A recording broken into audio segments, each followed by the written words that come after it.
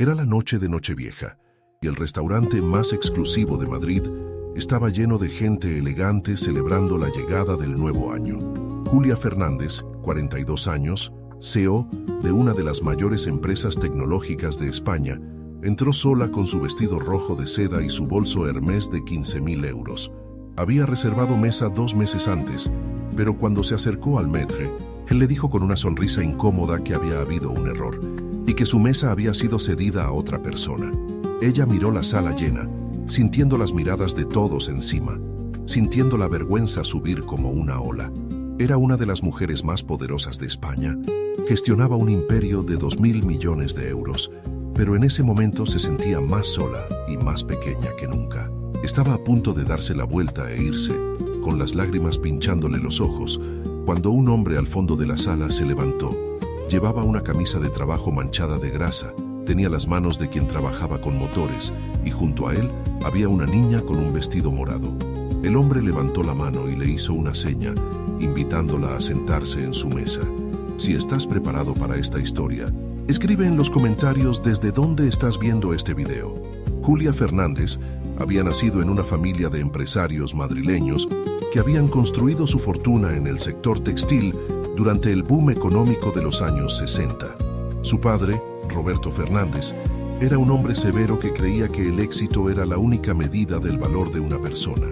Su madre, Elena, era una mujer elegante pero distante, más preocupada por las apariencias sociales que por el afecto hacia sus hijos.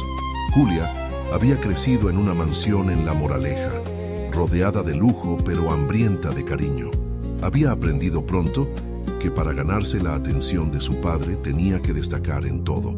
Primeras notas en el colegio, licenciatura con honores en ESADE, máster en Harvard. Cada logro era un intento de sentirse digna de amor, pero el amor nunca llegaba. A los 25 años, había entrado en la empresa familiar como becaria, rechazando cualquier trato de favor. A los 30, era directora de operaciones. A los 35, cuando su padre murió repentinamente de un infarto, había tomado las riendas de la empresa y la había transformado de una compañía textil en declive en un coloso tecnológico que producía componentes para las mayores empresas automovilísticas del mundo. A los 42 años, Julia Fernández aparecía en la portada de Forbes España. Era invitada a cumbres económicas internacionales. Era cortejada por políticos y empresarios. Pero cuando volvía a casa por la noche, a su ático de 200 metros cuadrados con vistas a la Castellana, solo el silencio la recibía. Había tenido relaciones, claro. Hombres atraídos por su poder, por su dinero, por el prestigio de ser vistos a su lado. Pero ninguno que la mirara a los ojos y viera a la mujer detrás del aseo. El último, Marcos, un abogado de éxito, la había dejado 3 meses antes. Solo después había descubierto que la engañaba con una mujer más joven, una que no trabajaba 70 horas a la semana. Su madre había muerto el año anterior y con ella había muerto también la última ilusión de poder tener una familia de verdad. No tenía hermanos, no tenía hijos, no tenía a nadie que la esperara en casa para las fiestas. Esa noche de Nochevieja, Julia se había mirado al espejo con su vestido rojo y se había preguntado qué estaba celebrando. Otro año de éxitos profesionales que no significaban nada. Había reservado en el restaurante Salacaín porque no soportaba la idea de quedarse en casa sola viendo las campanadas. Pero el destino tenía otros planes para ella esa noche. Alejandro Ruiz tenía 38 años, manos callosas y un corazón grande como el cielo sobre Sevilla, la ciudad donde había nacido y crecido entre el olor a azahar y el sonido de las guitarras flamencas. Era hijo de un albañil y de una mujer que limpiaba casas en los barrios ricos de Triana. No había terminado el bachillerato. A los 16 años, su padre había muerto en un accidente de obra y Alejandro había tenido que dejar los estudios para ayudar a su madre a mantener a sus hermanos pequeños. Había trabajado en un taller mecánico del barrio, descubriendo que tenía un talento natural para los motores. A los 20 años, se había trasladado a Madrid, atraído por las oportunidades que la capital prometía. Había trabajado como empleado en varios talleres, siempre el primero en llegar y el último en irse. A los 28 años había abierto su propio taller. un pequeño local en Vallecas que había comprado con los ahorros de toda una vida y un préstamo que había tardado 10 años en pagar. El taller no lo había hecho rico, pero le había dado algo más valioso que el dinero: la dignidad de ser dueño de su propio destino. Los clientes lo respetaban por su honestidad y la calidad de su trabajo. A los 30 años había conocido a Clara, una maestra de primaria con la sonrisa más dulce que había visto en su vida. Se habían conocido porque ella había llevado su viejo Seat Ibiza al taller y él se había enamorado de ella mientras le explicaba qué fallaba en el motor. Habían sido felices, profunda y sencillamente felices, en su piso de 60 metros cuadrados. Habían tenido una hija, Sofía, que había heredado los ojos de la madre y la testarudez del padre. Durante 5 años, Alejandro había creído tener todo lo que un hombre podía desear. Entonces Clara enfermó. El cáncer había llegado silencioso y despiadado. En 18 meses había arrebatado a la mujer que Alejandro amaba, dejándolo solo con una niña de 6 años que preguntaba cada noche cuándo volvería mamá. Desde entonces habían pasado 2 años. 2 años en los que Alejandro había aprendido a ser padre y madre a la vez, a cocinar, a peinar el pelo de Sofía, a consolarla cuando lloraba en sueños. 2 años en los que había guardado su propio dolor para ser fuerte por su hija. Esa noche de Nochevieja, Alejandro había decidido hacer algo especial para Sofía. La había llevado al restaurante Salacaín, gastando en una noche lo que normalmente ganaba en una semana. Quería que ella tuviera un recuerdo feliz. No esperaba que esa noche cambiaría su vida para siempre. Cuando Julia entró en el restaurante, Alejandro la notó inmediatamente. No porque fuera guapa, aunque lo era, con ese vestido rojo que parecía pintado sobre su figura elegante y ese porte de quien está acostumbrada a que el mundo se abra a su paso. La notó porque reconoció algo en sus ojos, algo que veía cada mañana cuando se miraba en el espejo del baño antes de ir al taller. Era la soledad, esa soledad particular de quien está rodeado de gente, pero no tiene a nadie de verdad a su lado, de quien sonríe para las fotos, pero llora en silencio cuando nadie mira. Vio la escena en el mostrador del Metre. Vio la manera en que el hombre de smoking negaba con la cabeza con falso pesar mientras consultaba una lista que claramente no necesitaba consultar. Vio a la mujer de rojo ponerse rígida como si la hubieran golpeado. Vio la máscara de control que intentaba mantener mientras su mundo se derrumbaba por algo aparentemente tan banal como una mesa en un restaurante. Pero Alejandro sabía que no era banal. Sabía lo que significaba sentirse rechazado, invisible, no ser suficiente para nadie, sentir que el mundo te cierra las puertas en la cara cuando más necesitas que alguien te las abra. Sofía tiró de la manga de su padre con insistencia y le preguntó quién era esa señora, con el vestido tan bonito que parecía sacado de un cuento de princesas. Alejandro le respondió que no lo sabía, pero que parecía muy triste, como si le hubiera pasado algo malo.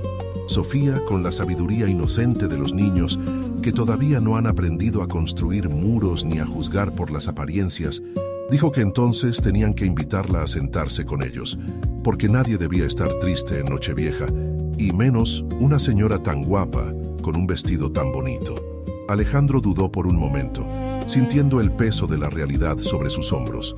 Sabía que esa mujer pertenecía a un mundo completamente diferente al suyo, un mundo de riqueza y poder y privilegios que él nunca conocería ni de lejos. Un mundo donde la gente como él era invisible, o peor aún, motivo de burla y desprecio. Sabía que probablemente ella lo miraría con desdén, o con lástima condescendiente, que rechazaría su invitación con una sonrisa fría y educada que dolería más que cualquier insulto directo.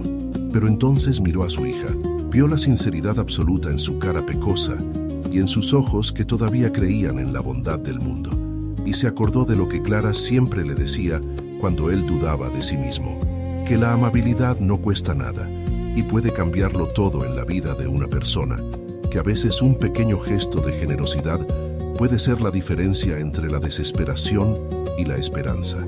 Se puso de pie lentamente, sintiendo las miradas de todo el restaurante clavadas en él como agujas de hielo. Era dolorosamente consciente de su camisa manchada de grasa que no había conseguido limpiar del todo, de sus manos callosas con las uñas ennegrecidas por el trabajo, del hecho de que parecía completamente fuera de lugar en ese templo del lujo madrileño, donde una botella de vino costaba más que todo lo que él ganaba en un día entero de trabajo. Pero se puso de pie igual, porque su hija le había enseñado algo que él había olvidado, que ser buena persona era más importante que encajar en ningún sitio. Levantó la mano y le hizo una seña a la mujer de rojo que estaba a punto de marcharse, invitándola a acercarse con un gesto que esperaba que no pareciera demasiado torpe ni demasiado atrevido. Julia lo vio y se detuvo en seco, con el corazón latiéndole con fuerza contra las costillas. Por un momento pensó que había entendido mal, que ese gesto iba dirigido a otra persona detrás de ella, alguien más apropiado, alguien que perteneciera a ese mundo de manteles blancos y copas de cristal. Pero el hombre seguía mirándola directamente a los ojos, con una sonrisa sencilla y sin pretensiones que no había visto en años, señalando la silla vacía en su mesa, como si fuera lo más natural del mundo. El maître se acercó a ella con expresión incómoda, casi escandalizada, intentando disuadirla de lo que claramente estaba pensando hacer. Le susurró que encontraría una solución en unos minutos, que estaba haciendo llamadas, que no era necesario bajo ningún concepto que se sentara con ese tipo de gente, pronunciando las últimas palabras con un desprecio apenas disimulado que hizo que algo se encendiera dentro de Julia. Julia lo miró con una expresión que había hecho temblar a directores generales y ministros del gobierno en las salas de juntas más importantes del país, y le dijo con voz clara y firme que ese tipo de gente era exactamente con quien quería pasar la Nochevieja, que si tenía algún problema con eso, podía buscarse otro trabajo. Atravesó el restaurante con paso decidido, sintiendo todos los ojos clavados en ella como si fuera un animal exótico en un zoológico. Oía los susurros a su paso, veía las expresiones incrédulas de los comensales que la reconocían de las revistas y la televisión, las cejas levantadas y las bocas abiertas de sorpresa. Julia Fernández, la reina de la industria española, la mujer que aparecía en Forbes, yendo a sentarse con un mecánico de barrio con la camisa manchada y su hija pequeña. Pero por primera vez en años no le importaba absolutamente nada lo que pensaran los demás. Lo que le importaba era la sonrisa genuina del hombre que se había levantado por ella cuando nadie más lo había hecho, y la mirada curiosa y brillante de la niña que la observaba acercarse con la emoción de quien está a punto de conocer a un personaje de cuento. Alejandro se presentó con un apretón de manos firme y honesto, el tipo de apretón que Julia no recibía desde hacía años, acostumbrada como estaba a los toques calculados y estratégicos del mundo de los negocios, donde todo era apariencia y manipulación. Le dijo su nombre y el de su hija con naturalidad, sin nerviosismo ni pretensiones, y le preguntó si quería vino tinto o blanco. No le preguntó quién era, no le preguntó a qué se dedicaba. ¿Te está gustando esta historia? Deja un like y suscríbete al canal. Ahora, continuamos con el vídeo. No intentó impresionarla con nada, ni averiguar si podía sacar algún beneficio de conocerla. La trató simplemente como una persona que necesitaba un sitio donde sentarse, como un ser humano con derecho a un poco de amabilidad en una noche difícil. Sofía fue quien rompió el hielo definitivamente. Con la franqueza típica de los niños que todavía no han aprendido a medir sus palabras ni a calcular sus efectos, le dijo que su vestido era el más bonito que había visto en toda su vida. Más bonito incluso que los vestidos de las princesas de las películas de Disney. Y le preguntó con ojos brillantes si era una princesa de verdad que había venido desde un castillo lejano. Julia sintió algo derretirse dentro de ella. Algo que había estado congelado durante demasiado tiempo, algo que había olvidado que existía debajo de todas las capas de armadura profesional que se había construido a lo largo de los años. Se rió, una risa de verdad que brotaba desde algún lugar profundo que no visitaba desde hacía años, y le dijo que no era ninguna princesa, que era solo una mujer que trabajaba demasiado y que había olvidado completamente cómo se hacía para pasarlo bien y para disfrutar de las cosas simples de la vida. La cena transcurrió de una manera que Julia no habría podido imaginar ni en sus sueños más atrevidos. Alejandro le contó sobre su taller en Vallecas, sobre los coches que reparaba con sus propias manos, sobre los clientes que se habían convertido en amigos a lo largo de los años, porque él siempre los trataba con honestidad y respeto, sobre las satisfacciones pequeñas de arreglar algo que parecía irreparable y ver la cara de alivio del dueño cuando el motor volvía a ronronear como nuevo. Le habló de Sevilla, de su infancia pobre pero extraordinariamente feliz, en las calles estrechas del barrio de Triana, donde todo el mundo se conocía y las puertas siempre estaban abiertas para los vecinos. Le contó del olor a azahar que inundaba las calles en primavera y que todavía echaba de menos cada año, aunque llevara casi 2 décadas viviendo en Madrid, del sonido de las palmas y las guitarras que acompañaban las noches de verano y que le habían enseñado que la felicidad no tenía nada que ver con el dinero. Le habló de Clara, con una dulzura en la voz que hizo que a Julia se le llenaran los ojos de lágrimas sin poder evitarlo. Le contó cómo se habían conocido en el taller, cómo ella había llegado con su Seat Ibiza destartalado y él se había enamorado de su sonrisa antes de saber siquiera cómo se llamaba, cómo ella lo había convertido en un hombre mejor, simplemente creyendo en él cuando nadie más lo hacía. Le contó cómo estaba intentando ser padre y madre a la vez para Sofía, cómo cada día era un reto nuevo que afrontaba sin manual de instrucciones, cómo a veces se sentía completamente inadecuado y perdido, pero seguía adelante, porque su hija merecía lo mejor que él pudiera darle, aunque lo mejor que él pudiera darle fuera simplemente estar presente y quererla con todo su corazón. Sofía le enseñó los dibujos que había hecho en el colegio, dibujos llenos de colores brillantes, con un sol enorme y una figura con alas que, según explicó con naturalidad, era su mamá mirándola desde el cielo. Le contó sobre su gato imaginario que se llamaba Príncipe y que la protegía de los monstruos debajo de la cama y de las pesadillas que a veces venían por la noche. Le preguntó con curiosidad genuina si ella también tenía una mascota o un amigo imaginario. Julia se encontró contándole sobre el perro que había tenido de pequeña, un Cocker Spaniel color canela, que se llamaba precisamente Canela, el único amigo de verdad de su infancia solitaria, en aquella mansión demasiado grande y demasiado silenciosa, donde sus padres siempre estaban ocupados y el cariño era un bien tan escaso como el agua en el desierto. Por primera vez en años, Julia no pensó en el trabajo, en las reuniones del día siguiente, en los problemas de la empresa, en los correos que se acumulaban en su bandeja de entrada exigiendo respuestas urgentes, en las decisiones que tenía que tomar y que afectaban a miles de empleados. Por primera vez en años, estaba simplemente presente, completamente presente, en ese momento, en esa mesa, con esas 2 personas que no querían absolutamente nada de ella, salvo su compañía, que no la juzgaban por su título ni por su patrimonio, ni por su posición en el mundo de los negocios. Cuando llegó la medianoche, el restaurante estalló en aplausos y brindis, mientras la televisión mostraba las campanadas desde la Puerta del Sol y la gente se preparaba para comerse las 12 uvas. Los camareros trajeron las uvas y el champán con eficiencia profesional. Los fuegos artificiales iluminaron el cielo de Madrid, fuera de las ventanas, con explosiones de color que se reflejaban en las paredes doradas del local y en los ojos maravillados de Sofía.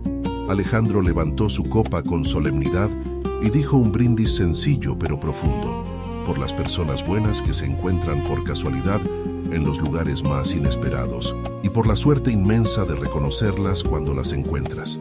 Julia brindó con él, sintiendo que esas palabras simples significaban más que todos los discursos elaborados y vacíos que había escuchado en las cenas de gala a lo largo de su carrera, más que todas las promesas huecas de los políticos y empresarios que la cortejaban por su dinero y su influencia.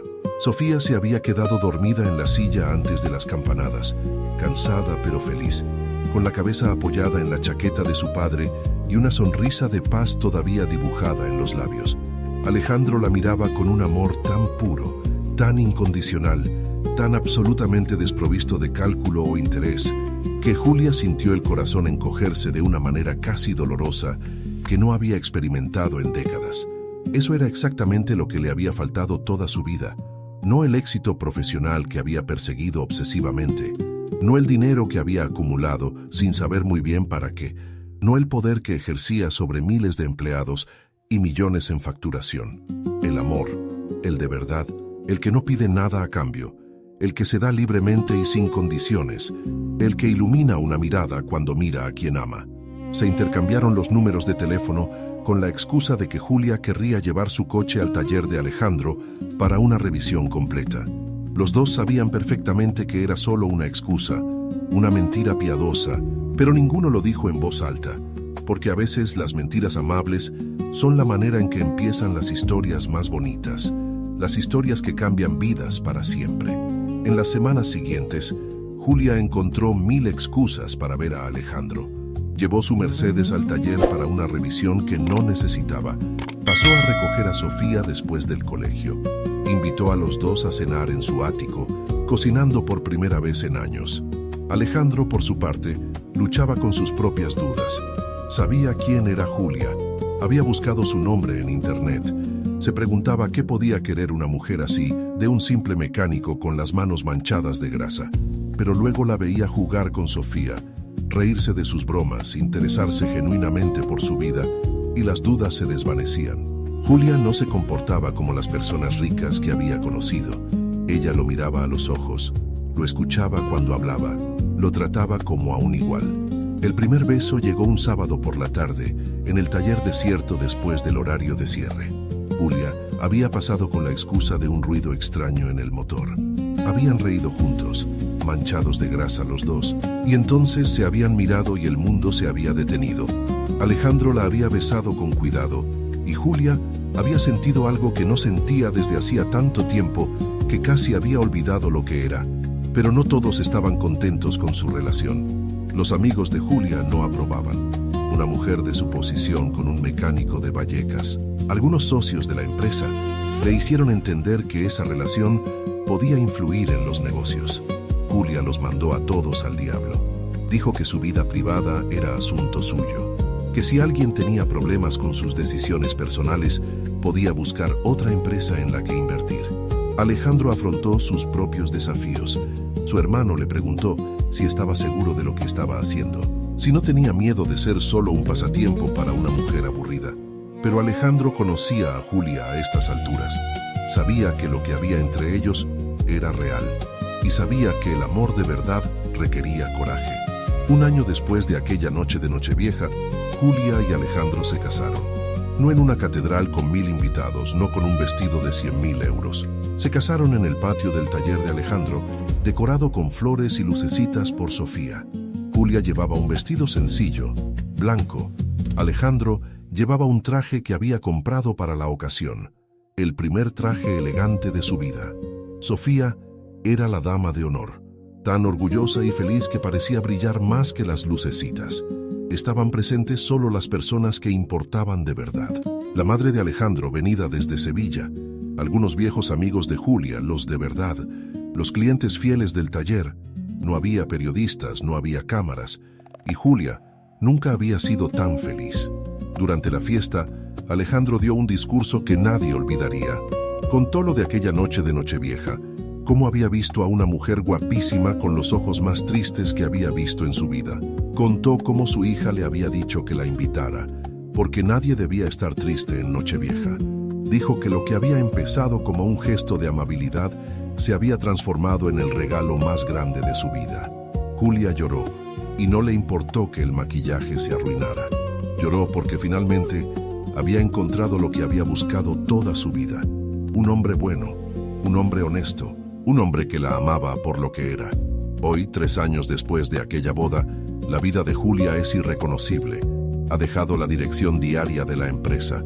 Ha abierto una fundación que ayuda a jóvenes de barrios humildes a aprender un oficio, inspirada por la historia de Alejandro.